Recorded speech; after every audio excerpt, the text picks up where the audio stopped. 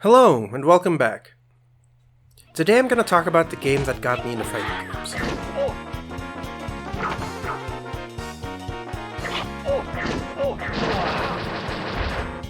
It's not very good. Battle Arena Toshinden is a first in many regards. It's the first fighting game...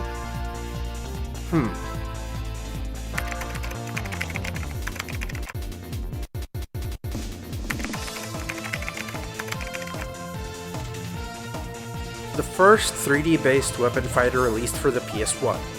The first fighting game to actually utilize the third dimension with sidestepping flourishes that were horrendously slow and punishable. And it's also the first video game that Tamsoft developed. These were the guys who would go on to make Senran Kagura. You know, the game that would give us the character Yumi was added to BB Tag. But perhaps the most important first that Battle Arena Toshinden is it's the first fighting game I've ever gotten my hands on. I was a little babby when Tiny Tigress first got his fingers on a PlayStation, including a copy of Battle Arena Toshinden, and eventually Tekken, but we're not going to talk about that. We're talking about Toshinden. We'll get back to you later. I was having a lot of fun playing this way back when. But how is it now that it's almost been 30 years since the game was first published? Opening the game up, you're met with this main menu screen.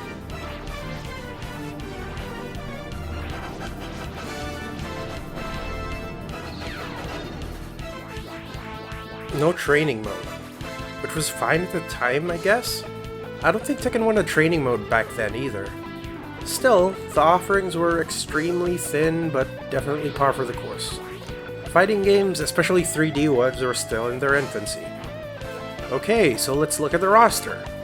We have the Shoto, the other Shoto, token sexy female, the big body, the funny guy, the stick guy, big sword guy, and small girl.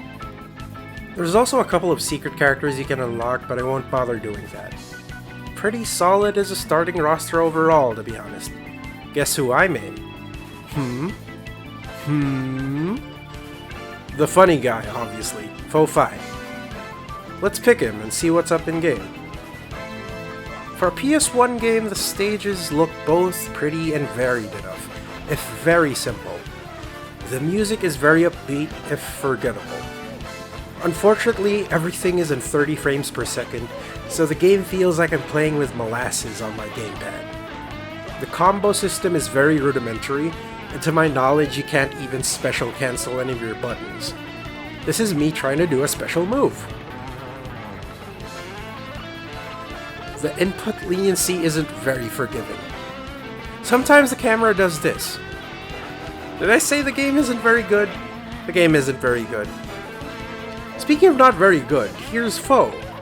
He's someone who masquerades as a kindly old man, but is actually a powerful magician and assassin. He uses the facade of a wandering magician to lure unsuspecting young people into a false sense of safety before he murders innocents. I was today years old when I learned that. He's not very good. Anyway, he's got a funny move where he makes a key ball and runs across the stage on top of it. It's punishable on hit. On hit. Sometimes the move rings him out.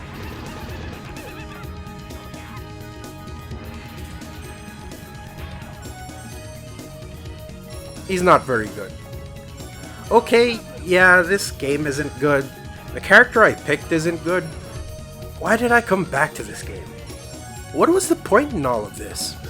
Well, I'm glad you asked, Strawman Me. It's because younger me didn't care.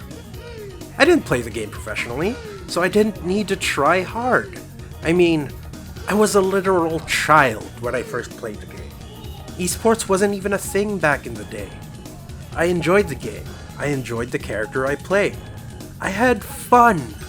And Foe, despite his shortcomings as a playable character, had a design and flair that I resonated with. I mean, look at this guy's run animation.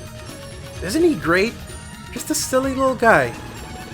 Let's ignore the fact that he's a serial killer, okay? A silly little guy.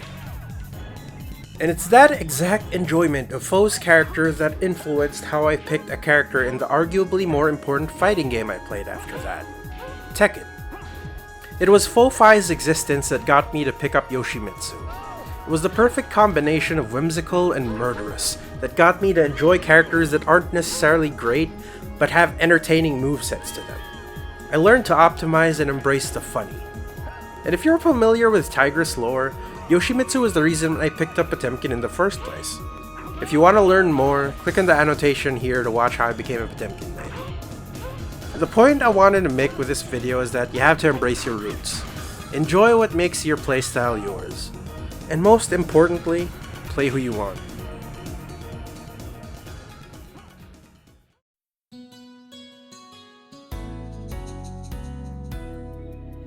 If you're watching this, thanks for sticking by until the end of the video. And while we're at it, I'd like to thank my generous patrons for sticking by me after all these years of YouTubing. The algorithm sucks, so if you want to support me, drop a like, leave a comment, maybe subscribe, and if you're interested, sub to my Patreon where you can see previews of what I'm working on. You can also follow me on Twitter where I post funny stuff and share my thoughts. Thanks for watching. Y'all have a good one.